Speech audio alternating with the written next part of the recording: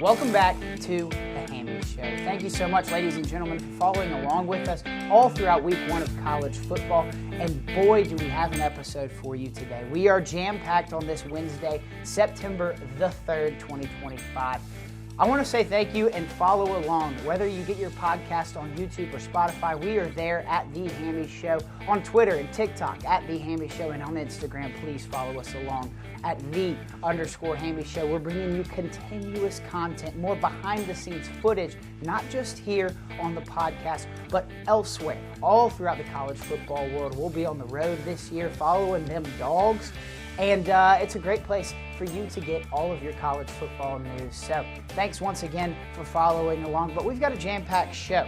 We're gonna introduce a new segment: the good, the bad, and the busted. Then we've got the old segment, Poor Ole Me, one of my favorite parts of this entire show. And of course, we're gonna bring you 11 more picks for Hammy'S Horseshoes in week two. We've got a week one review, going through it in these few segments, and then we're looking forward to week two. Let's keep this train rolling. Let's keep it going. You keep following along, and I'll keep bringing you the best content in all the country, in all of college football. So let's get it started with the good, the bad, and the busted. The good. One of the most special things of college football. That is Coach Lee Corso. He put on his headgear for the final time, as he calls it a career on College Game Day. What joy, what warmth he has brought to the hearts of so many college football fans every single Saturday morning, and how special it was to see him in Ohio Stadium put on his first love, Brutus, for one last time. And boy, was he ever right. Coach Corso closes out his career with a perfect record of picks. That's right, he picked Florida State to upset Bama. He picked LSU to beat Clemson. He picked Ohio State to take it to Texas in the Horseshoe. So how special it was to see Coach Corso do it one last time. Thank you, Coach, for being so good to us. For so many years, it has been special to watch, and you will hold a special place in every single person's heart that watches College Game Day every single Saturday morning in the fall. So, moving on to the bad. I hate to bring it down from the Coach Corso high, but we got to talk Alabama. Honestly, it's kind of good if you look at it from my perspective. You know, we hate Alabama on this show, but we're going to show a little unbiased. The bad, Alabama. Wow. It was a pathetic performance, an abysmal performance in Tallahassee. Florida State owned the Crimson Tide from start to finish. That first drive for Alabama was the only good thing to happen for the Tide and Kalen DeBoer and Ty Simpson and Ryan Williams. The Tide rushed for 55 yards on that first drive, marched right down the field, put 7 on the board after that extra point, and boy, oh boy, did it go downhill from there. Tommy Castellanos put on a clinic. What a performance from the Seminoles, especially after that terrible 2-10 season in 2024. They come back, they kick off 2025 with a bang in Tallahassee. How special it was to see a field storm in week one. I love that. But man, the bad. Ty Simpson, not the answer at Alabama for quarterback. Kalen DeBoer, maybe not the answer at head coach for Alabama. Ryan Williams, overrated. Get a load of these stats. Alabama is 5-5 over their last 10 games. Kalen DeBoer has lost to unranked opponents 4 times in his one season as the Alabama coach, plus this first game of the 2025 season.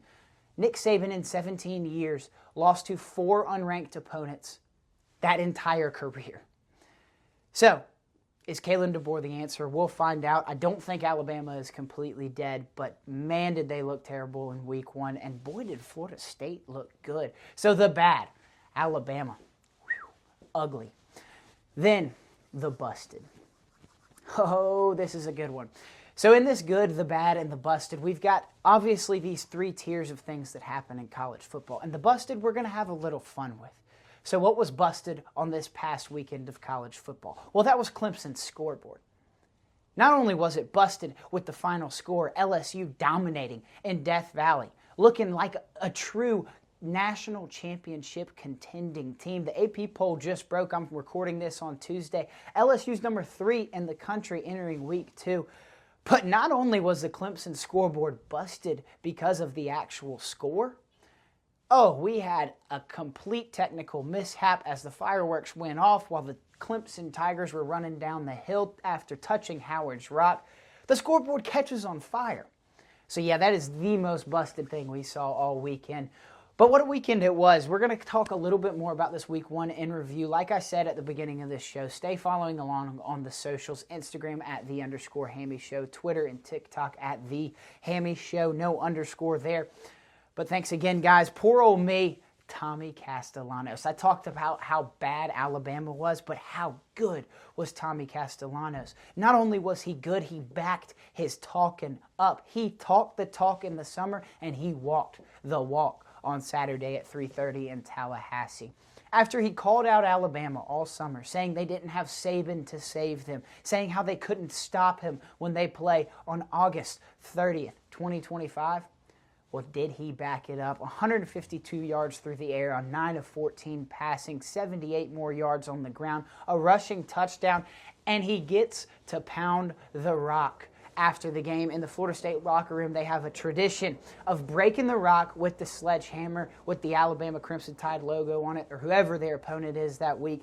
And Tommy Castellanos, the leader of this Florida State team, brings them all the way back from a 2-10 season. So poor old me, Tommy Castellanos, you don't even have to throw for 200 yards. You just get to own Alabama. After you talked all that crap throughout the summer, you backed it up. Poor old me, old Tommy Castellanos. How good was that to see? Poor old me, Shane Beamer. Now, if you know college football, you know the Beamer family is Virginia Tech legends. They live rent-free in Virginia Tech lore.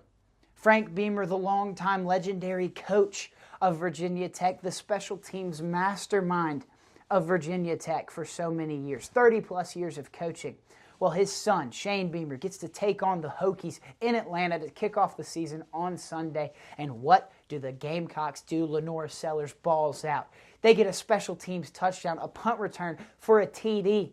How special is that? Poor old me, Shane Beamer. You get to take down your dad's former team in Atlanta. Poor old me, Shane Beamer. You get to score a special teams touchdown against the special teams guru of college football and your dad, Frank Beamer, and the Virginia Tech Hokies. You get to come away week one with a win. You've got a Heisman contending quarterback in Lenora Sellers. You've got one of the best defensive players in the country in Dylan Stewart. You've got a damn good team. So poor old me, Shane Beamer. How about them Cocks? Love to hear that. And finally, the last poor old me, Byram Brown. Now, America, you might not know that name unless you watch college football on Friday. But Byram Brown is one of the future greats of college football. At UCF, down in Tampa, Florida, they welcomed old Boise State, the former 2024 Group of 5 representative in the college football playoff. Yeah, they were the number 4 seed in the college football playoff a year ago. And what did Byram Brown do? He owned them from start to finish. USF looks like the Group of 5 team that will represent them as the Group of 5 champion in the 2025 college football playoff. The Bulls of Tampa, Florida look like a seriously, seriously good team. And what do they have coming next weekend?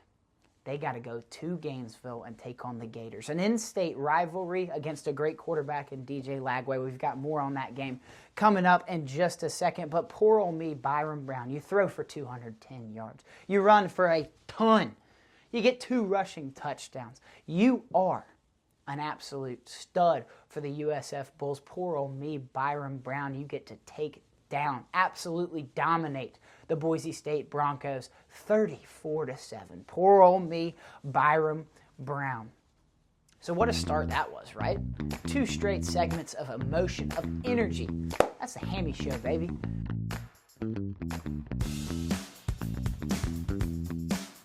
We welcome you back, so thanks so much. But here comes the sorrows.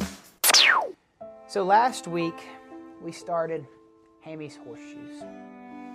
I wrote about it in Bulldog Illustrated, a written piece that featured 6 picks going into week 1 of college football. In those 6 picks, I was 2-4. In my 11 picks that I released to you on this platform, I was 4-7. I lost you money. If you rode with me, I'm sorry. But let me beg of you, I'll get on my knees, throw my hands in the air, and beg of you, stay following along. Have faith. This is not a sprint, this is a marathon. We might be in the red after week 1, but we'll be back. We'll be back in the green. So, with a title like Hammy'S Horseshoes, you know we're all about luck. Horseshoes are one of the greatest luck symbols in this country. So with luck comes superstitions. And here on this show, we are not stitious, we are superstitious. So we had to change up the tie. We had to change up the coat. We had to change up the setting. We're down here in the basement of South Lumpkin Street, my studio, the Ham Cave. We're bringing you this special episode because we're changing the script. We're flipping the script. See if we can get a little good mojo back to Hammy'S Horseshoes. We've got 11 more picks coming right at you, and we're kicking it off on Friday night with James Madison at Louisville. Now, preseason, I picked James Madison to be the Group of 5 representative. I think the Dukes have something special. I think they've got a great quarterback, they've got a great coach, and they've got potential to cause some havoc when they play these big Power 4 schools. So they travel to Louisville, where Louisville gets in quarterback Miller Moss. The transfer from USC, he and the Cardinals looked strong in their 2025 debut. Now they welcome one of the toughest G5 opponents in James Madison. The Dukes are special, and I think they can do something against a Power 4 team like Louisville. Louisville's gunning for an ACC championship spot. They're gunning for a playoff spot. Head coach Jeff Brom has been an answered prayer to the Cardinals fan base. So, what does JMU do when they travel to old Louisville? Well, you better hunker down with them, because the Dukes are going to be in a tight ball game with the Cards, and they're going to cover. What's the spread, you might ask? Well, it's minus 15. That more than 2 touchdown spread between Louisville and these Dukes, ride with JMU. I'm telling you, have faith in the Dukes as they travel on the road to Kentucky and take on Louisville in their home stadium. I love JMU this weekend at plus 15 on Friday, September 5th at 7 p.m. Tune in, because we got a great one happening right there in Louisville, Kentucky. All right, next one up on the slate, Hammy'S Horseshoes. Ole Miss, 10.5-point favorites at Kentucky. The over-under's 52. Saturday, September 6th, kicking off the Saturday slate. We've got this 3:30 slot. Oh, is this going to be fun. The SEC matchup between the Rebs and the Wildcats. Well, let's think back to 2024. What happened in that game? What happened in that game when Kentucky came to town? Well, Kentucky, led by Brock Vandagriff, got their lone SEC win of the season against the Rebs. It ruined the Rebs' chances of making the playoff, inevitably, as we came to see it down the road. Ole Miss put up a historic amount of points against Georgia State in week 1. Lane Kiffin loves to run up that scoreboard against inferior opponents. So last week, they had Georgia State to town. Well, Kentucky is another inferior opponent. They're one of the worst teams in the SEC, if not the absolute worst team in the SEC. I love head coach Mark Stoops over there. I love the Kentucky people. I love the bluegrass country. I love horses. I love everything about Lexington. But this Kentucky team has something bad coming their way. And I'll tell you why. There's a little bit of vengeance, a little bit of revenge up Lane Kiffin's sleeve. He wants to turn the clock back and take that game back from Kentucky, that one that they got upset in 2024. So ride with the Rebs. Hunker down with Ole Miss at minus 10.5. They're going to cover that spread. They're going to score a ton of points on this terrible Kentucky team. They're going to do what they did in week 1 and just absolutely show the world that Austin Simmons is a serious quarterback and this offense is a serious threat in the SEC that will give a lot of teams a lot of trouble. So hunker down with Ole Miss at minus 10.5 points. Moving on, Kansas at Missouri. The Tigers of Missouri are 6-point favorites. The over-under is 51 points. This is Saturday, September 6th at 3:30. They're kicking off the same time Ole Miss and Kentucky are. But man, is this going to be a fun one. A vintage matchup between these Midwestern schools. Missouri, like I said, 6-point favorites. What a QB battle this will be. Kansas QB Jalen Daniels is a Heisman Trophy sleeper. I'm telling you, if Kansas and the Jayhawks can continue to progressively get better throughout the season, and Jalen Daniels does the same while staying healthy, he might find himself with a trip to New York in December.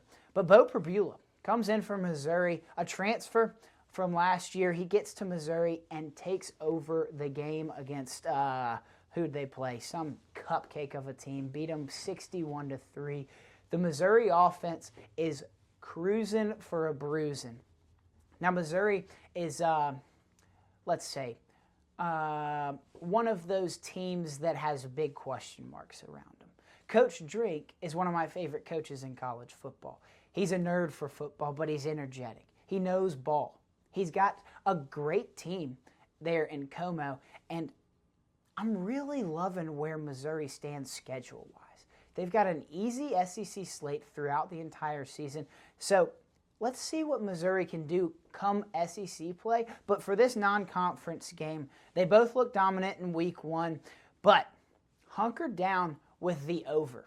I'm not going to give you a pick because I don't really trust this line. I don't know what to do with it, but this over with these two quarterbacks, boy, oh boy, are they going to put some points on the board. Fireworks are going to be flying in the Como sky, so hunker down with the Kansas at Missouri over 51 points. You heard it here first, ladies and gentlemen. That is a lock. Moving on, South Florida. We talked about Byron Brown, the special quarterback they have in Tampa, at the Florida Gators. What a special quarterback they have in DJ Lagway. The Gators are favored by 17.5 points, over under 54.5.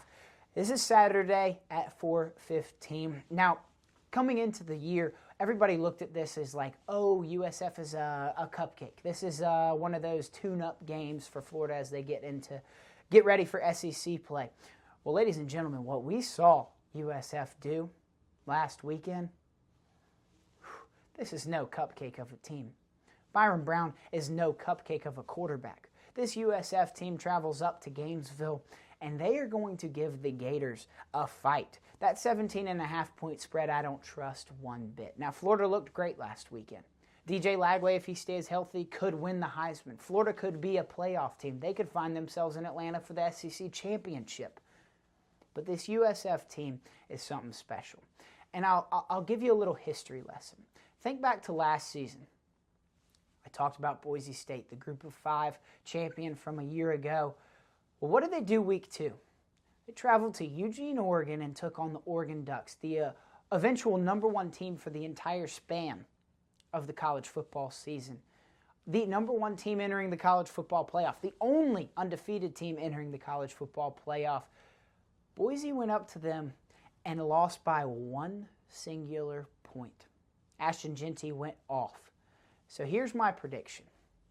Old Byron Brown makes a statement against Heisman candidate DJ Lagway and has as good of a performance or even better performance against Lagway in this game. Just like Jeanty did and created his Heisman campaign for the Group of 5 champion Boise State Broncos last year, Byron Brown will do that for USF this year. USF will cover that 17.5 point spread. I think this game is going to be much, much, much tighter than it is projected to be at that 17.5 mark. So hunker down with the Bulls of South Florida as they travel to Gainesville, plus 17.5. I love this pick. I really do. I think the Hammy'S Horseshoes is cooking right here. Then the game of the week. Game day will be there. This week 2 slate is nothing in comparison to what the week 1 slate is. There's a lot of big, high-profile schools taking on these cupcakes, tuning up their roster before they get into conference play. But this one's a great game. Michigan at Oklahoma. The Sooners are favored by 6 points, over under 46.5.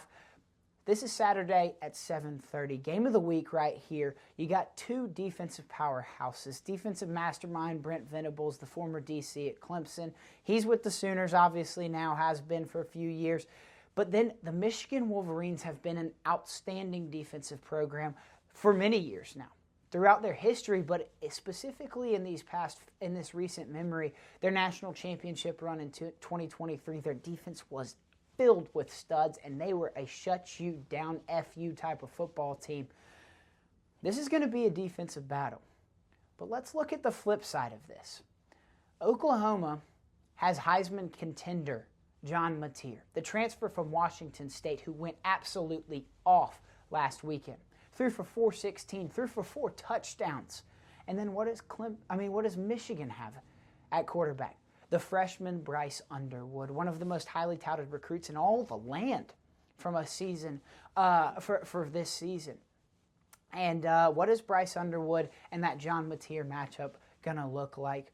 We have got a seriously low over-under at 46.5 because these defenses are so powerful. But with John Mateer at quarterback for the Sooners and Bryce Underwood at quarterback for the Wolverines, I think some points are going to go on the board. Hammer the over 46.5. Life's too short to bet the under. We want to see points, don't we, America?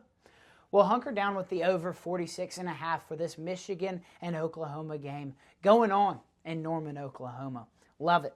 Gotta love it. All right, this one we're going to get a little emotional with. Now, I'm not going to cry on camera, but have you ever picked a fantasy team with your mom or with your girlfriend, and they maybe pick a certain player or a certain defense because they like their colors? Like my mom always picked, when Cam Newton was playing, Cam Newton because she loved the Carolina Panthers uniforms. See, this is the thing. This is one of those picks. This is like, I like their uniforms. We got emotional connections to them. We got ties. So Georgia Southern at USC. That is Southern Cal, not South Carolina. The Trojans are favored by 28 points. Well, let's talk emotional. Clay Helton, the head coach of Georgia Southern, is the former head coach of the USC Trojans. He was fired from there in the week 3 of the 2021 season. Clay Helton is looking for a little vengeance, isn't he? He wants to go to LA and he wants to take on his former team and he wants to show them that the Statesboro Eagles, they're nothing to play with. They're no cupcake of a game, especially when they go on the road and they're a road dog. Give me the Georgia Southern Eagles to cover 28 points against the USC Trojans. I am loving the Eagles this year. I'm loving Clay Helton. We've got emotional ties to Statesboro. If we weren't Georgia fans, we'd be down in Statesboro, being an Eagle. That's what I'm talking about. I love that Georgia Southern team. Shout out Lindsey Cordell, former golfer. I know he's riding with the Statesboro Eagles. Shout out Walker Bradbury, former Georgia Southern punter. I know he's riding with the Eagles. Let's see the Eagles cover that 28-point spread in LA. Give me Georgia Southern, hunker down with the Eagles of Statesboro. Gotta love it. Gotta love it. Then moving on, one of the most intriguing teams in all of the land, that is Illinois. I believe they're a top 15 team in this most recent AP poll that just dropped, and they are traveling to Durham, North Carolina to take on Duke. Now, this Duke team is scary. I don't know if you watched Duke last weekend, but their quarterback, Darian Mensah, he went for 389 and 3 touchdowns. He averaged 11.4 yards per completion. Darian Mensah is a serious dude for the Duke Blue Devils. Illinois is one of those intriguing teams. You got the Bielema ball. Brett Bielema, the head coach of the Illinois Fighting Illini, are one of the hottest teams entering the season. Everybody's riding on Luke Altmaier, their quarterback. Everybody's riding on Illinois to be the Indiana of 2025. They're going to be that playoff shocker. Well, I'm not completely bought into Illinois. So, as 3-point favorites, the Fighting Illini go down to Durham, North Carolina. Give me Darian Mensah and the Duke Blue Devils to cover that 3-point game. I love the Blue Devils at home representing the ACC as they take on a Big Ten foe in Illinois. Then we got Baylor at SMU. Over under 65.5. Holy cow, what an over under that is. SMU, the Fighting Mustangs, the Pony Express, they are 3-point favorites over the Baylor Bears. Baylor entered the season as Big 12 contenders, and boy did they disappoint us in week 1 on Friday night as they took on Auburn.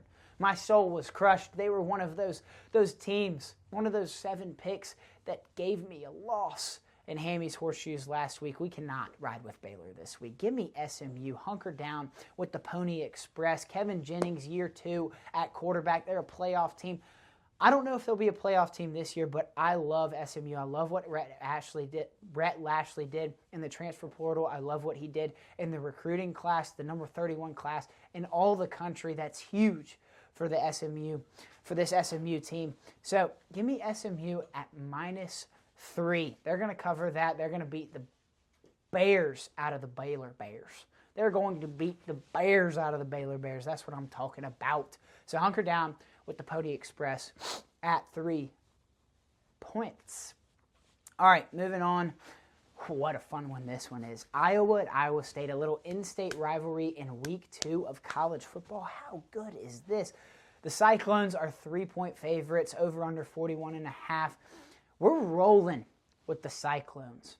They gave me some money in my pocket in week 0. We didn't have a Hammy'S Horseshoes for that week, but Iowa State put some money in my pocket, and we're staying strong with the Cyclones. I love Iowa State this year in the Big 12. I think they can win it all. I think they can go to the playoff and cause some serious havoc in that 12-team format. Now, let's look at this game at a deeper perspective. The Hawkeyes have been known for their historic defenses and terrible offenses. They've been known for great punters because they cannot get a single first down in multiple games. It's crazy. Well, they actually have a little bit of an offense this year. Now, I'm not saying it's great. But Mark Gronowski is a serious quarterback for the Hawkeyes. They've got Tim Lester at OC. He is entering his year 2. Iowa's getting their sort of offensive mojo back.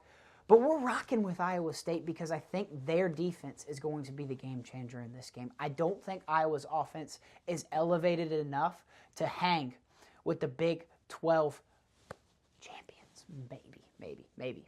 Maybe I said it. But I don't think the Iowa offense can hang with that Iowa State defense. I think the Iowa State defense shuts them down just enough. Iowa State comes away with a huge win, a huge in-state win, and take down them Iowa Hawkeyes. Hunker down with Iowa State at -3. Then we got San Jose State at Texas. Texas is going to be pissed. Let me tell you what. After that piss poor showing in Columbus, Ohio, they only score 7 points. Sark, the offensive genius, supposedly the greatest offensive mind in college football, puts up 7 points in Columbus, Ohio. Yeah, you don't think Arch Manning's going to be pissed off? You think that he's not hearing some of this social media chatter about how he's just got a last name on his back? He's nothing near what Peyton or Eli could be. He's nothing near what everybody thought he could be. Now, on this show, I'm gonna brag on myself. We're going to brag on this Hammy'S Show staff of 1, me, myself, and I. We weren't bought into Arch. We weren't thinking he's going to be terrible, but this talk of number 1 overall, this talk of being the Heisman Trophy winner, yeah, we're not buying into that. But let me tell you what, if there's a time to buy Arch stock, it's right now. Because he's going to come in there, he's going to be pissed off, and this Texas team is going to absolutely dog walk San Jose State. Texas, 36.5-point favorites. Hunker down with the Longhorns. Let's see some big points in Austin. Let's see some fireworks fly from Arch. Let's get his confidence built back up. And let's see a Texas win to ring in another win for Hammy'S Horseshoes. Hunker down with the Longhorns, covering 36.5. And finally, Arizona State at -6. Traveling to Stark Vegas to take on the Mississippi State Bulldogs, over under 59 points. This is Saturday at 7:30 p.m., the night game. I love it. We're riding with the Mississippi State Bulldogs. Arizona State, we struggled whether or not we could put them in Hammy'S Horseshoes last week, and thank goodness we didn't, because they would have been another loss. We had Arizona State covering 24.5, and they did not cover against Northern Arizona. Arizona State comes to Mississippi State, an SEC opponent with the cowbells behind their backs, and Arizona State is going to put up a fight. I think they win this game, but Mississippi State and Jeff Levy, they're going to cover this 6-point spread. Hunker down with the Bulldogs at +6. As they take on the Sun Devils in Stark Vegas. I love this matchup. It's going to be a fun one at 7:30 at night. Well, ladies and gentlemen, that does it for me here. Another 30-minute episode. Thank you so much for following along. I promise, I'm not going to be a politician and give you false promises. Hammy'S Horseshoes are going to do better than 4-7. I can promise you that. I'm feeling good. So we'll see you next time. Thanks so much for following along.